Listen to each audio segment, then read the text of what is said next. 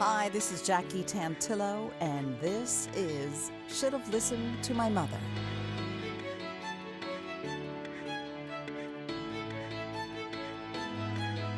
I'd like to start off this episode sending a big thank you to all of my listeners because we have quite the international following. People all over the world. It's really incredible, let alone here in the U.S., Australia, Britain, Northern Ireland, France, Spain, Germany, Canada, Ireland, Brazil, Czechia, also known as the Czech Republic. All over the world, we're connecting by listening and sharing stories about our moms.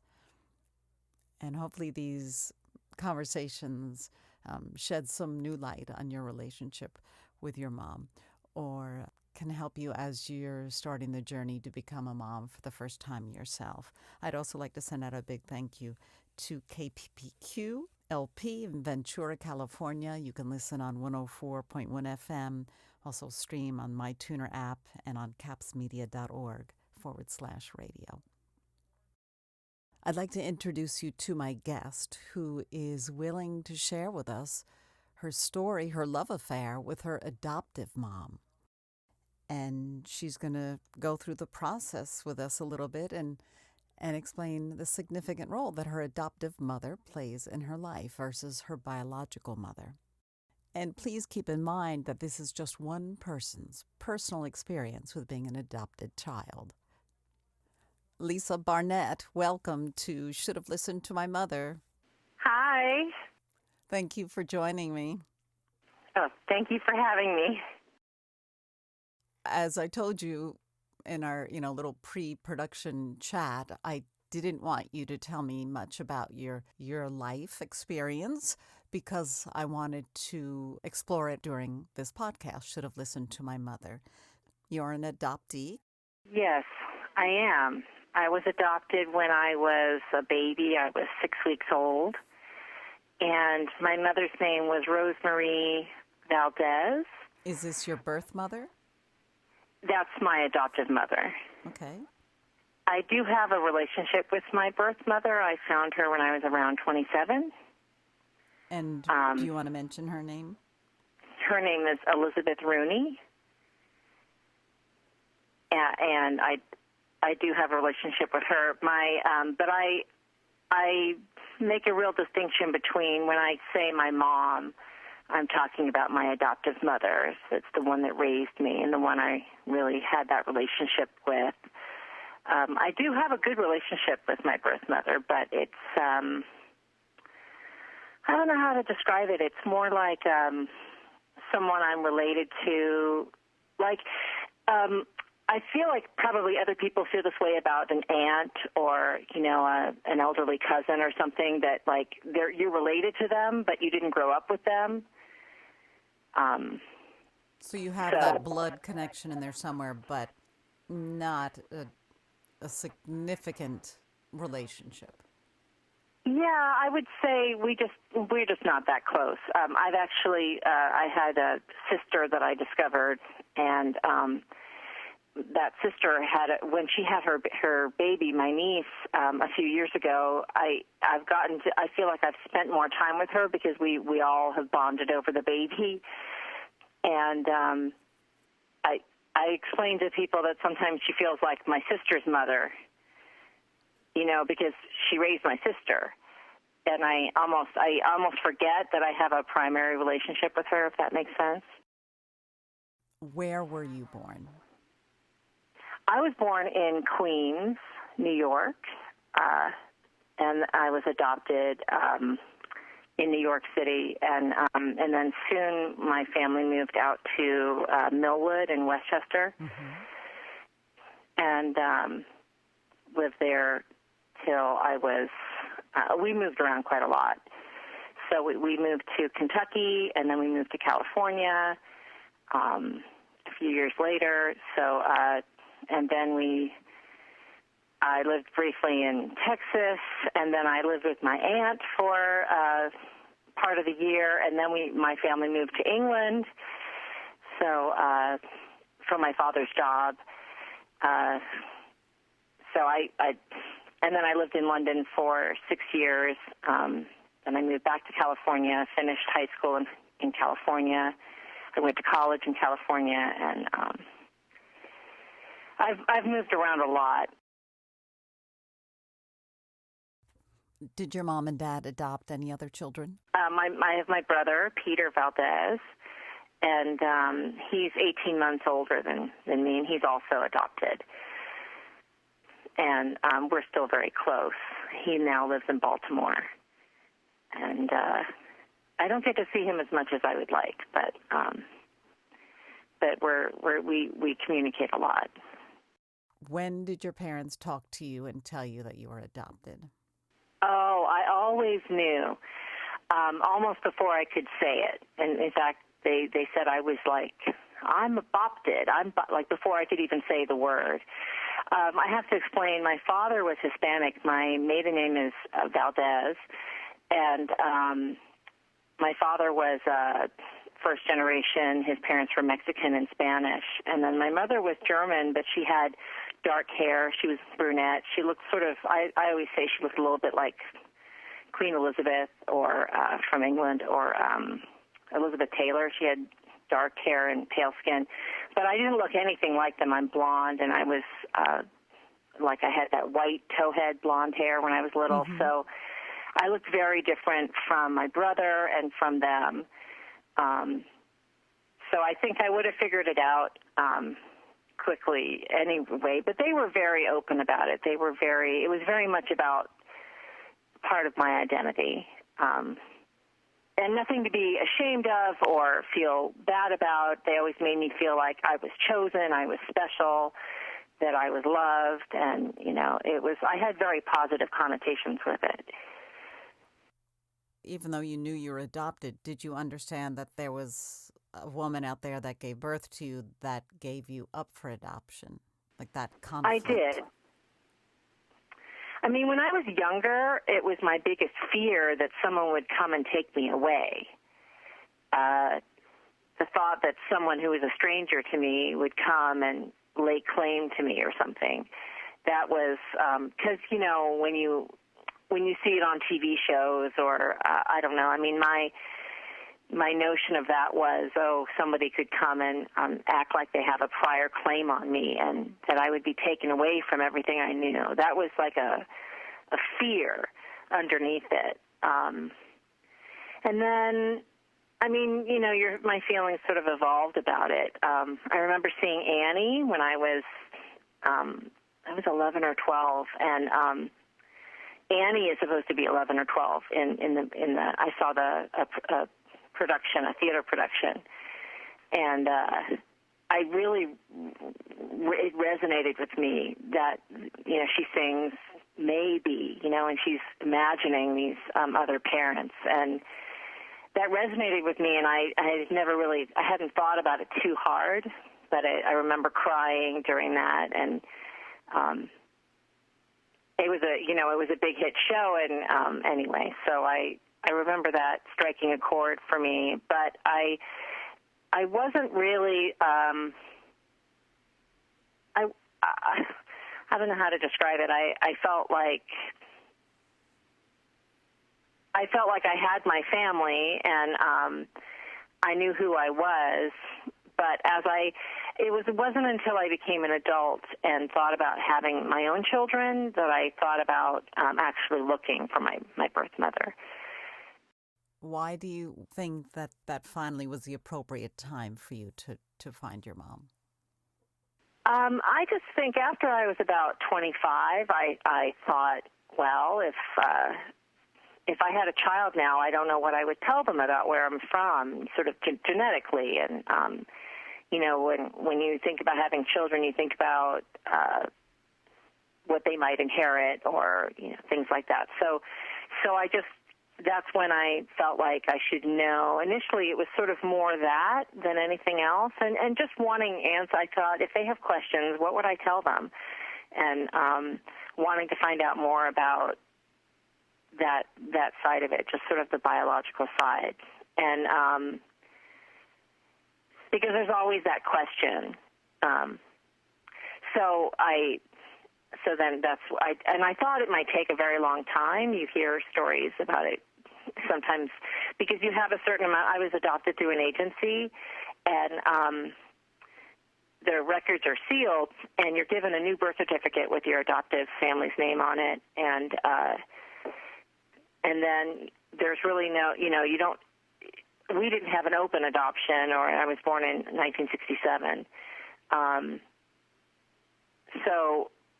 There's no like legal way to do it. There's no real way to do it. And once you're an adult, I went to the adoption agency I was adopted through, and they said you could leave a letter here, and if she ever gets in touch, we could give it to her. But that was unlikely to happen. And I think there's a registry, and then I ended up using a search organization that helped me to find her. And it didn't end up taking that long. This is amazing. You have quite a story to share with us. How about if we have you back another time and we can pick up about your birth mother, and we spend this episode of Should Have Listened to My Mother to your mom, Rosemarie Valdez, the mom who raised you and took care of you. Did your mom ever work? She worked. She used to work for Pan American. Actually, she wasn't an airline. She wasn't a stewardess. She was. She worked in the airport, I believe. But she had. She got traveling. She got free tickets. And her and my father, before they adopted my brother and myself, they traveled a lot, because they just took advantage of that. But at the time, in the mid-'60s, once, and also when as an adoptive mother, she like stopped working when she adopted my brother.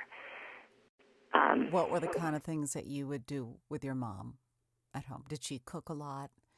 Did she? Yeah, was she an artist?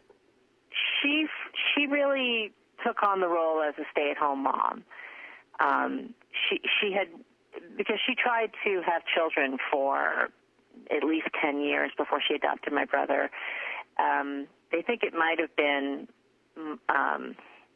they didn't really know. They had infertility. They didn't really know what the reason was. And so when she finally was a mother, she really embraced that role. So she was a stay-at-home mom.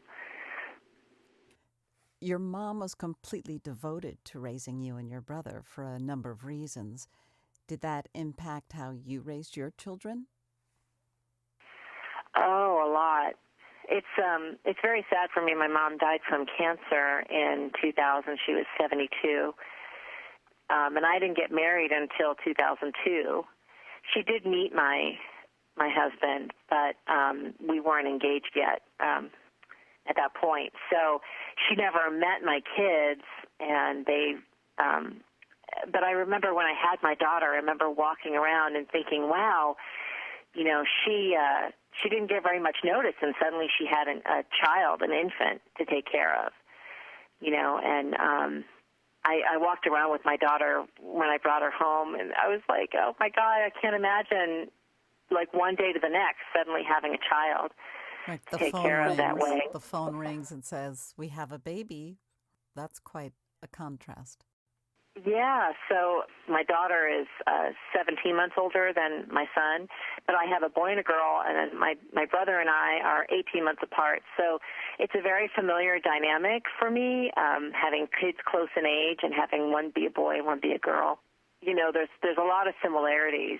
My brother was the older one, and my brother and I have a very different relationship than my kids have, but there's also a lot of similarities. So it's very familiar. And she used to say, oh, when you're a mother, you're going to understand. And now I roll my eyes skyward and say, I get it now. I get it, because it can be hard. And I've been a stay-at-home mom. It was very important to me I also waited a long time. I had my kids at 36 35, 36, and 38. So, waited a long time to meet the right person, and we started having kids almost right away, but I got married on the late side, so I was like, the clock was ticking. But I think of her a lot, even now as teenagers. I think, how was it with us? And in some ways, I was growing up really in the 70s and early 80s, and I think parenting at the time was a lot more laissez-faire, and my mother was European, so it's funny, I think I'm much more of a helicopter parent, and that might be somewhat generational. You said your mom was German? Yes. I was never taught German. It was a shame because she could have taught us German, and my father's first language was actually Spanish, so we could have been trilingual without even trying too hard. But the thing is, my mother didn't speak Spanish, and my father didn't really speak German, so they were like, her attitude was, they're Americans, and so we spoke English as a family. So when you see, sense, and feel your mom, her face pops into your mind. What's a vivid memory of her? Well, my childhood memories of her were that she was very glamorous. If she was going out to dinner with my father, I would watch her getting dressed, and I would, walk around in her heels, and I had this kind of, like she was a movie star, I had this feeling that she was very glamorous and elegant. And then, we butt heads as when I was a teenager, but she was always very available. One of my fondest memories is coming home when we lived in England. So we moved there. I was in 6th grade through 11th grade, and I'd come home, and she had this little office right off of our entranceway, and I would sit there, and we would have tea, and I would tell her about my day, and so that's probably one of my fondest memories, is just feeling like I could tell her anything that was going on. So would you ever talk about a crush you had on a boy, or was it not that kind of an open relationship between you and your mom? Yeah, no, I could talk about it. I felt like she had very old-fashioned ideas about romance. But I definitely think she would say, she would encourage me to not really play games, but, kind of play hard to get, and things that, I was like, that's so old-fashioned, and so we would argue about ways to go about it, but she would say, you have to look at the way a guy behaves, not what he says, and I always kept that with me. I love that. Yeah, because she would say, a guy can say he loves you all day long, but if he stands you up or lies or, doesn't show up when he's supposed to, then he's not trustworthy. So, and my husband is a man of few words, so I take that to heart. See, it's amazing. Mom is still talking to you from way back then when you picked your future husband. No, absolutely. And another thing I wanted to say, she was very different from my father because he was Hispanic and he grew up in New York, and she was European and had grown up in Europe, and they hadn't known each other very long when they got married. And she said nobody gave them. They all thought, they got married really quickly. It's not going to last. But she said, Lisa, it doesn't matter where you come from. It matters where you're going.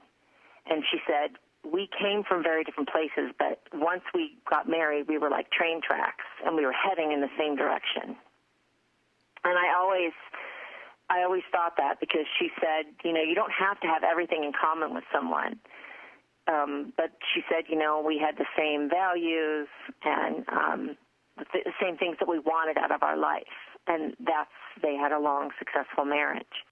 What was it that sparked between them if they were so different? They had common interests, or what was it that made it exciting for them? I think my father was very ambitious. He always valued education, and he was very much a self-made man.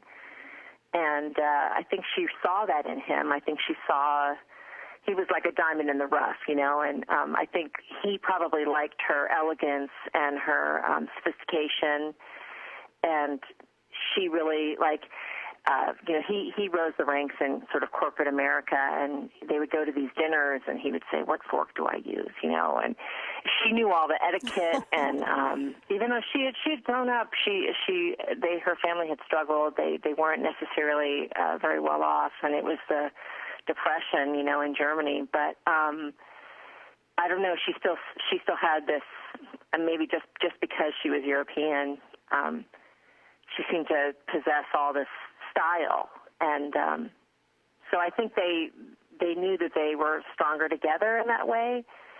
And she was absolutely one of those strong women behind the man that really made his career, really guided him. I really felt like they were a team when we moved, it was always a strategic move for his career, that it was important for our family, that, they didn't want to just uproot us for no reason, but it was important, and they made those decisions together. That's great. That's very important. Did your parents' relationship have a big effect on you of how you chose this person that you decided to marry? Oh, yeah, a lot. My father passed away when I was in my early 20s, so he wasn't alive at the time. But I remember when my mom met him, she said, "He reminds me a lot of your father." And I know what she meant, because it's not that they looked alike, but my husband's also a self-made man, and he actually is a professor, and he put himself through school, and a lot of the same drive. So there's a lot of the same dynamics, I think, between us. I think about it a lot, and it's strange, though. I wish I could share more of that with her, because I discovered those things after she passed away. Did your mom have any fears? Yeah. She had grown up, she was a teenager during the war in Germany, but she was very afraid of something like that happening again. I always wonder what she would have thought of politics in the time since she's passed away, but she was always afraid of another dictatorship looming. And she had grown up poor, so she was always afraid of financial hardship. My father did very well, and they had a good life, but I think she always knew how things can change so quickly. Would she be the first person you would run to if you needed comfort and a hug and someone to calm you? Oh, absolutely. Yes, very much so. And I think that's one of the hardest things when you lose your parent, I think, is, sorry, I'm getting a little emotional, but you think, well, that person is gone for you, that person who makes you feel safe, who makes it all okay. And even though I was resisting that when she was always trying to take care of me, when it's really gone, that's when you really grow up, and I can see that when people lose their mother when they're young, you grow up in a different way. So, and especially when you lose your second parent, because my mother, my father had died some years before. So, I was in my 30s, but I was like, okay, I'm the adult now. When you're you're one of the older people now. You've got to be the you've got to be the adult now. It's like, because I think, as long as your parent's still alive, you're always their child, even if you're an adult. Lisa Barnett is my guest. One should have listened to my mother. I'm Jackie Tantillo. And I have one last question for you, Lisa. Are you who you are today because of or in spite of your mother?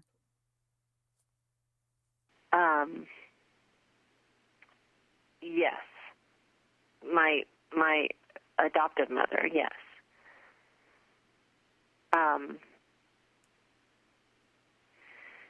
Absolutely. And that's, well, I mean, really both of them.